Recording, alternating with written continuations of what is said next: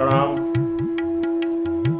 आज श्री गुरु नानक देव जी के जीवन की एक बहुत ही प्रसिद्ध घटना, आपने अनेकों बार इसको श्रवण किया होगा और इस सुंदर प्रसंग से अपने जीवन के अंदर आपने बहुत से ऐसे रहस्यों को भी समझने का प्रयास किया हो।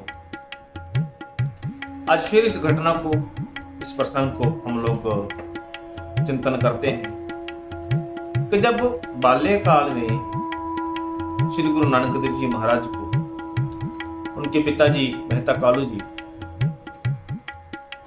पहले पंडित लोग पढ़ाया करते थे, गुरुकुल हुआ करते थे, तो उनके पिताजी मेहता कालू जी पंडित के पास लेके जाते हैं और जब इस विषय पर हम कहीं चर्चा करते हैं, सोचिए मेहता कालू जी कितने भोले भाव के होंगे, क्योंकि उनके घर में, उनके आंगन में साक्षात श्री नारायण, साक्षात भगवान ईश्वर देह धार करके आए हुए हैं और मेहता कालू जी को कुछ पता ही नहीं। और वो क्या चाह रहे हैं कि मेरा पुत्र विद्या को प्राप्त करे, क्योंकि विद्या के बिना मानव को कहा जाता है कि वह पशु के मानिंद है। तो मेरा पुत्र विद्या प्राप्त करे, और उनको पता ही नहीं है कि श्री गुरु नानक देव जी महाराज जिस विद्या के धनी हैं, गीता में कहा गया है कि राज विद्या राजभूयाम पवित्र मित मुत्तमम, कि अर्जुन मैं तुम्हें एक ऐसी विद्या देने जा रहा हूं जो विद्या समस्त विद्याओं की राजा है, और उसको जानने के पश्चात कुछ भी जानना शेष नहीं रह जाता।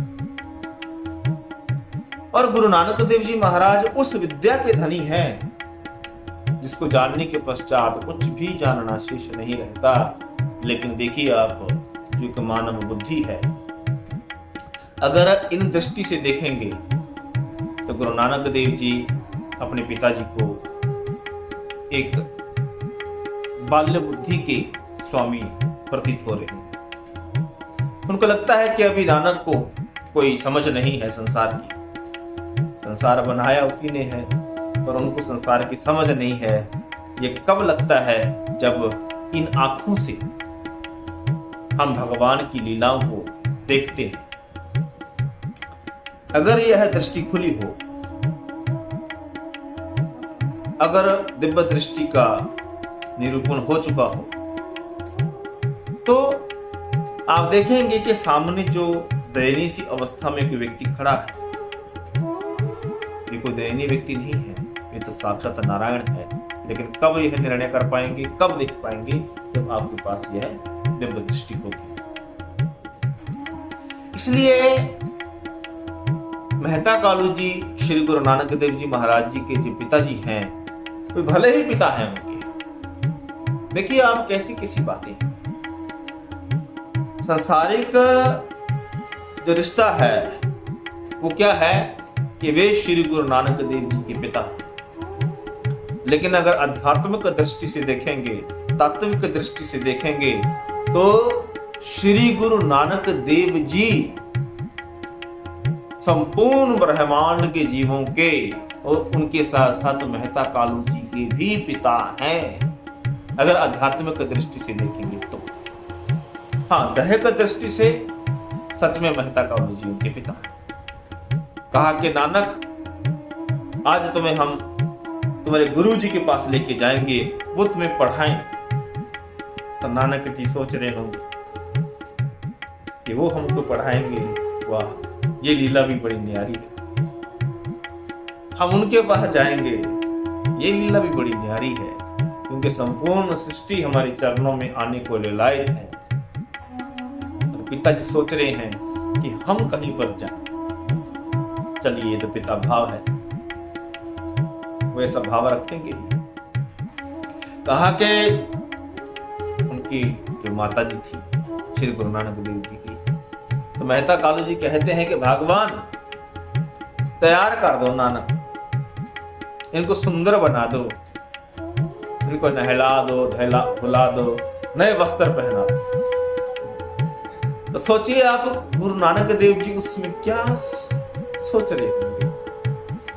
क्या नया वस्त्र तो पहन के ही आए हैं पिताजी, वस्त्र आपने भी पहना है, ये नया ही तो है। मैं तो चाहता हूं कि इन वस्त्रों से सब लोग रहित हो जाएंगे, अर्थात ये जो शरीर रूपी वस्त्र हम बार बार पहन रहे हैं ना, इन वस्त्रों से तिलांजलि देने के लिए, सदा सदा से रहित होने के लिए और एक परमात्मा में विलय हो जाने के लिए, उसी में समा जाने के लिए हमारा जन्म हुआ है। पिताजी क्यों ना और नए नए वस्त्र ओढ़ने की बजाय हम इन वस्त्रों से, जो देह रूपी वस्त्र है, क्यों ना इनसे हम रहित हो जाए। और सुंदर बनाने की वाली जो बात है ना पिताजी, सुंदर, मैं नहला धुला करके अगर आप कहे मैं सुंदर हो जाऊंगा तो शायद आपको पता ही नहीं। मैं तो सदा से सुंदर हूं, सत्यम शिवम सुंदरम। मैं सत्य, मैं सृष्टि का नायक हूं, मैं वह आदि शक्ति हूं। लेकिन यह समझने के लिए ये नेत्र चाहिए से अखियां बियन जिनी दिसंदो मां मेरी। वो अखियां कोई और है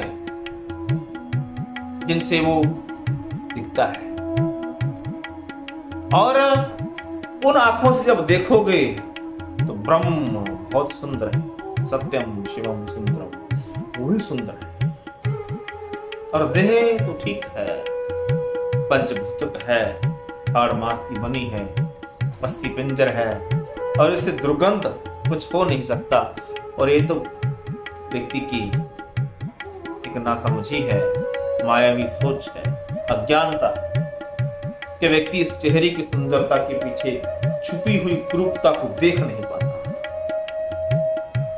श्री गुरु नानक देव जी सोच तो रहे होंगे, कहा कि पिताजी मेरे देह को संवारने में लगे हैं और मेरा उद्देश्य क्या है, मैं व्यक्ति के मन को संवार दूं, उसकी आत्मा को संवार दूं।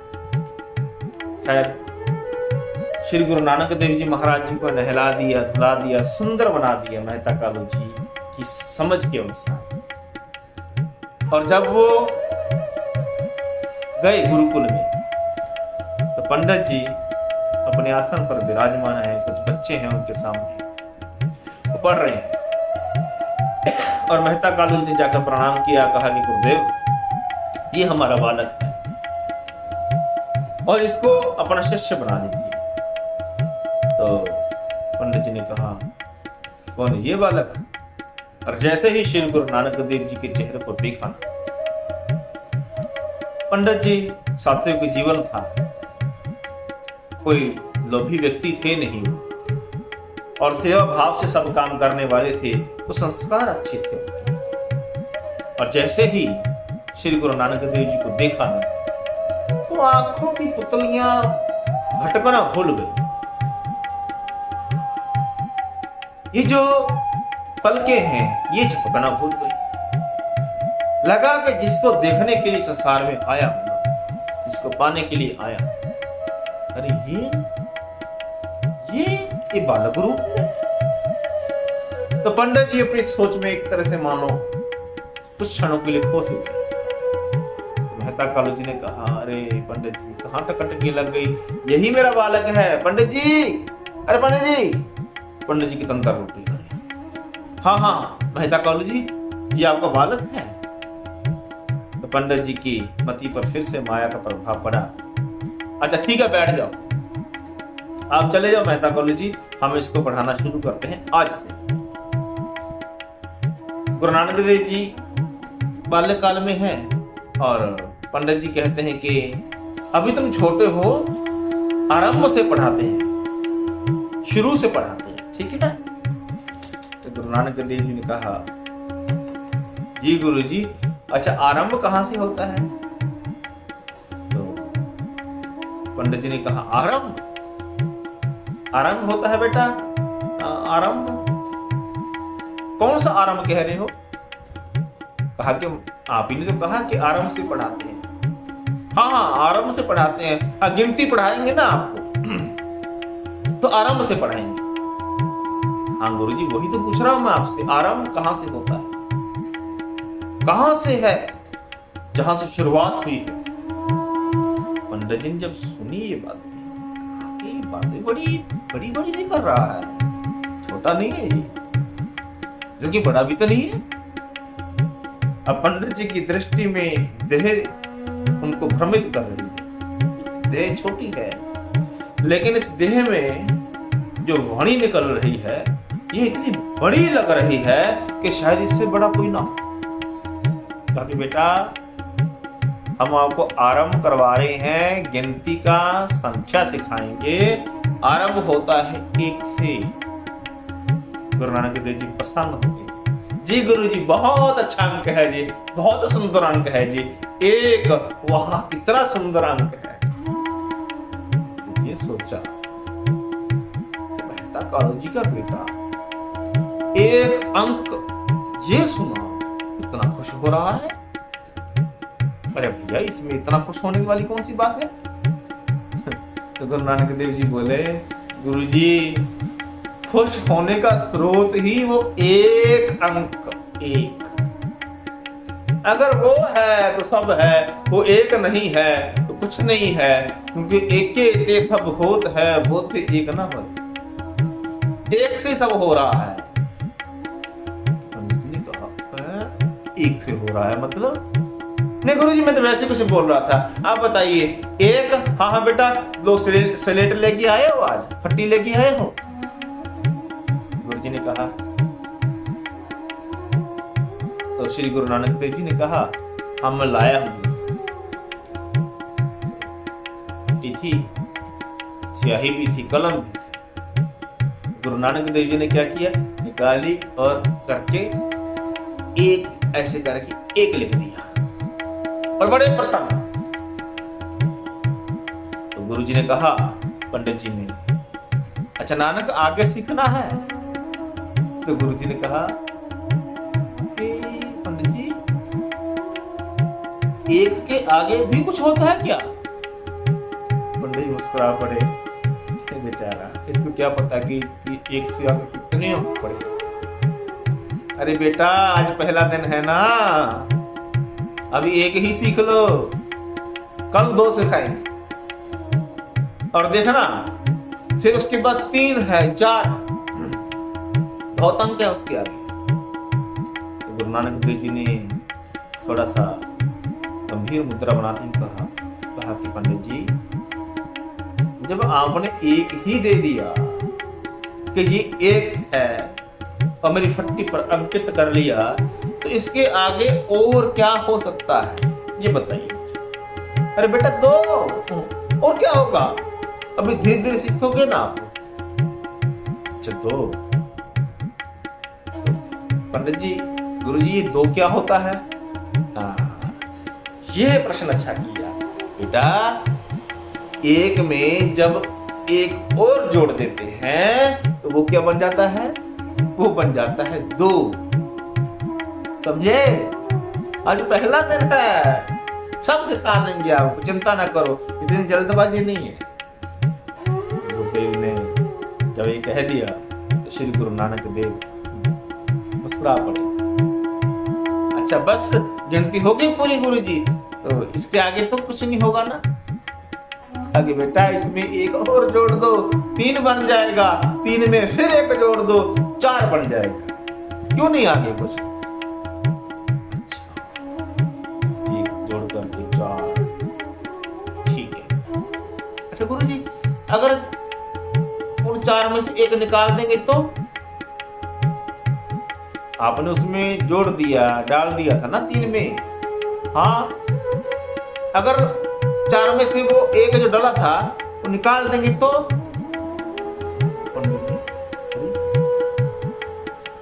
प्रश्न पूछ रहा है, जमा और घटाओ के प्रश्न जो है एक साथ तुरंत पहले दिन ही। कई बार अच्छा बेटा ऐसे है कि 4 जो बना था ना, हमने 3 में 1 जोड़ा है ना, 4 बन गया था। अब 4 में से अगर 1 निकाल दोगे ना बेटा, ये ना आगे जाके सीखने वाली बातें हैं, तो क्या होगा, वो 3 रह जाएगा। जिस 3 में हमने 1 जोड़ा था ना, वो क्या हो जाएगा, अब 3 रह जाएगा। तो गुरु नानक देव जी ने कहा, अच्छा गुरु जी, 4 कहाँ गया फिर? पंडित जी ने कहा, अरे बेटा, मैंने कहा ना कि 3 में 1 जोड़ा 4 बन गया, 4 में से 1 निकाल दिया, 4 खत्म, समाप्त, 0। गुरु नानक देव जी कहते, अच्छा, मतलब 1 डाला था तो 4 बन गया, 1 निकल गया तो 4 खत्म। हाँ बेटा। और गुरुजी अगर 3 जो बचा है, 3 में हम 1 निकाल दें फिर, तो बेटा 3 भी खत्म। कितना बच जाएगा? 2 में से 1 निकाल दें, कितना बच जाएगा? 1। तो गुरुजी कहते हैं, तो पंडित जी, हे गुरुदेव, 1 ही तो बनाने वाला है ना, फिर 1 डाल रहे हो तो कुछ बन रहा है, 1 निकाल रहे हो तो सब बिगड़ रहा है। 1 ही तो है। अगर 1 नहीं है तो कुछ नहीं है, और 1 है तो बहुत सा विस्तार है, अनंत विस्तार है। तो मुझे 1 ही सीखना है गुरुजी, उसके आगे कुछ सीखना ही नहीं है, क्योंकि जो बना सकता है, बिगाड़ सकता है, भला उसको सीखने के बाद और सीखना क्या, शिष्य रह जाएगा। तो पंडित जी ने जब देखा, इतनी बड़ी बात जो उपनिषद कहते हैं, वेद कहते हैं, एक नन्हा सा बालक प्रथम दिन आया है और इतनी बड़ी बात कर रहा है। निस्संदेह यह कोई मानव पुत्र नहीं है। दिखने में भले ही इसको मानव की देह मिली है, लेकिन यह कोई महान शक्ति है, कोई ईश्वरीय अवतार है, जो मेहता कालू के घर में आ जन्मे हैं। पंडित जी ने प्रणाम किया, मन ही मन, क्योंकि शायद बाहरी तौर से अगर प्रणाम करते तो उनकी लोकाचार की परंपरा उनको शायद इजाजत न देती। शायद इसी कारण भीतर ही भीतर श्री गुरु नानक देव जी के भक्त बनते हैं। और नित्य श्री गुरु नानक देव जी लोगों की नजर में वहां पर पढ़ने जाते, लेकिन किसी को क्या पता था कि गुरु नानक देव जी वहां पढ़ने नहीं जा रहे हैं, बल्कि पढ़ाने जा रहे हैं। और वे पंडित जी तो थे तो गुरु जी, वो चेला बन गए, और जो चेला थे श्री गुरु नानक देव जी, वे गुरु हैं, वे जगत गुरु हैं, संसार के, पूरी सृष्टि के गुरु ही रहे। इसलिए आयु बड़ी छोटी है, लेकिन लीला बहुत बड़ी है। वो इतनी सी बात में से संसार को समझा के सज्जनों, तो उनकी लीलाएं, उनकी बातें जो समझेगा, नहीं तो उनकी बातें समझ थोड़ी है। ये तो कहते हैं कि जिनको समझ नहीं आया वो मेरे बारे में क्या बोलते हैं पता है? कोई आखे भूतना, कोई कहे बेताला, कोई आखे आदमी नानक बेचारा, जिसको लोग बेताला बोलते हैं, इसके ताल नहीं होते। भूतना, अरे भूतना है तो भगवान शंकर को लोग भूतना बोलते हैं। कोई आखे आदमी नानक बेचारा, ये कोई कह रहा है कि बेचारा, हम बेचारे हैं। बेचारे का मतलब क्या होता है? जिसके पास कुछ चारा नहीं। तो हमारे पास चारा नहीं है, हम बेचारे हैं। अरे बेचारा तो जीव होता है जो 84 लाख योनियों में भटक रहा होता है, वहां पर क्रंदन कर रहा होता है, उसके पास कोई सहारा नहीं होता है, आसरा होता है, वो बेचारा होता है। हम बेचारे हैं। इसलिए साधुओं की बात, संतों की बात सबको समझ में आती है, क्योंकि संत की भाषा अटपटी, झटपट लखे ना कोई, लेकिन जो प्राणी झटपट लखे तो चटपट दर्शन होई। अगर समझ आ गई होती श्री गुरु नानक देव जी ब्रह्म हैं इस बात की, तो मेहता कालू जी उनको थप्पड़ ना मार। अगर समझ आ गई होती बाबर को, समाज को, तो कोई उनको पत्थर ना मारता, उनको जेल में चक्कियां ना पीसनी पड़ती। अगर समझ आ गई होती तो समय के हुक्मरान उनसे सवाल जवाब ना करते। इसलिए ये समझ तब आती है जब हमें कोई साधु मिलते हैं, संत मिलते हैं और अपने भीतर हम वो सृष्टि के नायक ईश्वर को यहाँ पर देखते हैं। एक है, एको वशी सर्वभूतांतरात्मा एकम रूपम बहुधा या करोति। वह एक ही है जो अनेकों रूप में सृष्टि पर आकर के भ्रमण करता है, देह धारण करता है। उसके बाहरी रूप अनेक हो सकते हैं, लेकिन वो एक ही अनेकों रूप धारण करके आता है। अगर उसकी समझ आई होती लोगों को, क्योंकि इन आंखों से देखना चाहते हैं, इन आंखों से नहीं, कहे नानक कहे नेत्र अंध से सतगुरु मिलिए दिव्य दृष्टि हुई। अगर कोई सतगुरु मिल जाए, कोई महापुरुष, कोई आन मिलावे मेरा भी बन गया। कोई साधु मिल जाए, साधु के संग प्रगट नारायण नानक दास सब दुख पलायन। कि जब साधु का संग होता है तो नारायण प्रकट होते हैं, नानक दास सब दुख पलायन, सारे दुखों का पलायन हो जाता है।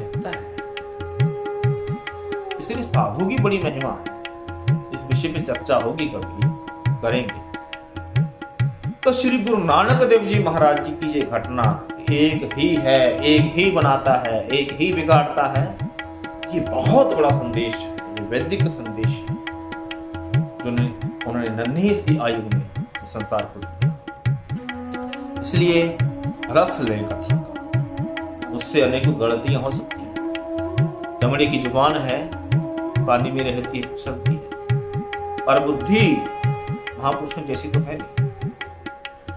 इसलिए उनके आशीर्वाद से, उनकी कृपा से जो समेट पाए हैं, क्योंकि वो बहुत देता है और मेरी झोली बड़ी छोटी होती है, जितना समय समेट पाता हूं उतना दे पाता हूं, मैं डिलीवर कर पाता हूं। तो उसके देने में कमी ना थी ना है, हाँ मुझे लेने में और उसको आपके समक्ष रखने में कमियां ही कमियां हैं, और होंगी ही गलतियां, मुझे पता है। लेकिन आपकी भावना को, आपकी श्रद्धा को ठेस पहुंचे, ये भावना नहीं थी, ना है ना रहे। तो अगर ऐसी कोई गलती हुई हो, मैं क्षमा की याचना करता हूं, क्योंकि महापुरुषों की कथा को कहते समय हो सकता है कि मैं ऐसा पाप कर, हो सकता है कि मुझसे ऐसी गलतियां, ऐसे पाप प्रवाह में हो गए होंगे। तो मैं क्षमा की याचना करता हूं, क्षमा कीजिएगा। अच्छा लगा है तो उसको धारण करना है, क्योंकि वो मेरे व्यक्तिगत विचार नहीं है, वो ईश्वर की देन है, वो गुरु की कृपा है, वो देना चाहता है आपको। और आप अगर नहीं लेते तो मैं तो गलती को पुतला हूं ही, साथ में आप भी बन जाए। तो सब गलतियां करेंगे तो कैसे चलेगा? आप तो ना करें, मैं भी सुधार करूं, ऐसा प्रयास रहेगा। और अगर अच्छा लगा है तो मेरे चैनल को, श्री रामदूत आध्यात्मिक चैनल है, मोटिवेशनल विषय है, तो आप उसको सब्सक्राइब कीजिए, आप शेयर कर सकते हैं। अगर अच्छा लगा तो कीजिए।